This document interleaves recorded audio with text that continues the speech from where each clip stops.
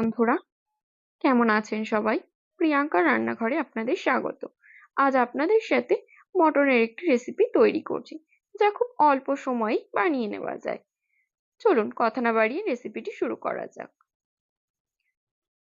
Mutton curry তৈরির জন্য নিয়ে নিয়েছি মাংসটা ভালো করে ধুয়ে, আলুগুলো ভালো করে কেটে ধুয়ে নিয়েছি।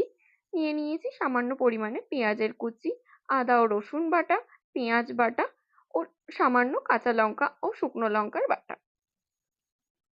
এদিকে কড়াইয়ে তেল গরম করে একে একে আলুগুলোকে ভালো করে ভেজে নেব। এরপরে সামান্য পরিমাণে লবণ ও হলুদ দিয়ে আলুগুলো লাল লাল করে ভেজে নেব।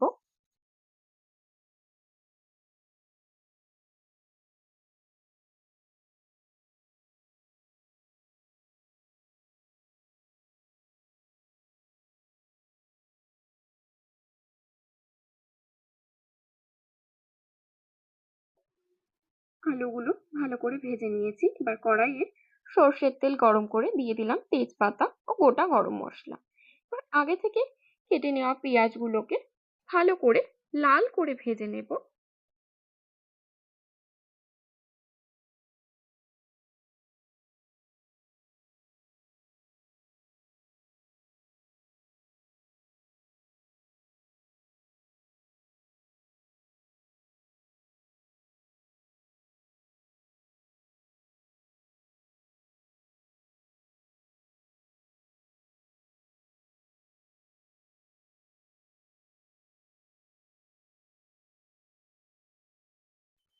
পেঁয়াজগুলো ভালো করে ভেজে নিয়েছি।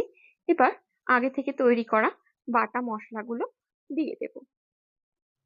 প্রথমে দিয়ে দিলাম আদা ও রসুন বাটা, পেঁয়াজ বাটা,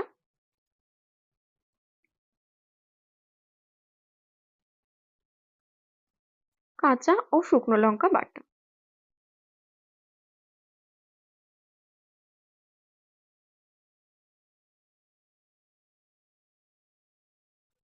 দিয়ে দেব পরিমাণ মতো লবণ ও হলুদ। এবার ভালো করে মশলাটা কষিয়ে নেব।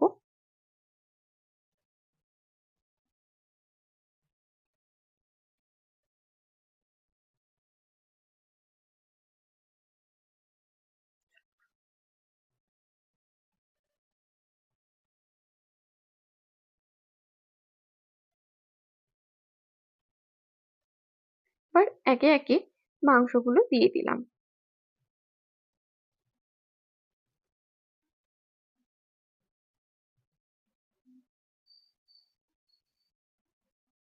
এবার মাংসটা ভালো করে কষিয়ে নেব।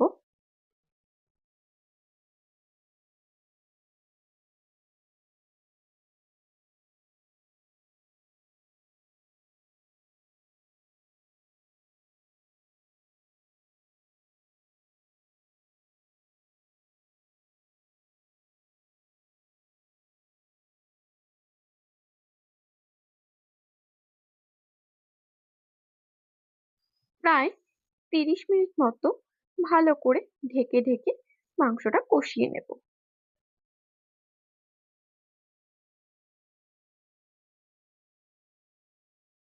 মাংসটা আমার পুরো কষানো হয়ে গেছে।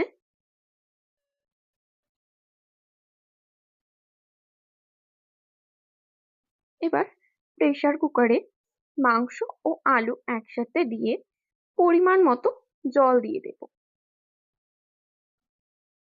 আপনি যতটা ঝোল রাখবেন ততটাই জল দেবেন।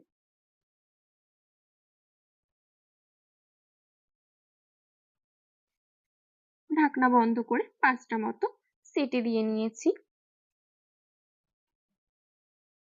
মাংসটা পুরো সেদ্ধ হয়ে গেছে। এবার ঢাকনা খুলে 5 মিনিট মতো গোটা গরম মশলার বাটা দিয়ে ফুটিয়ে নেব।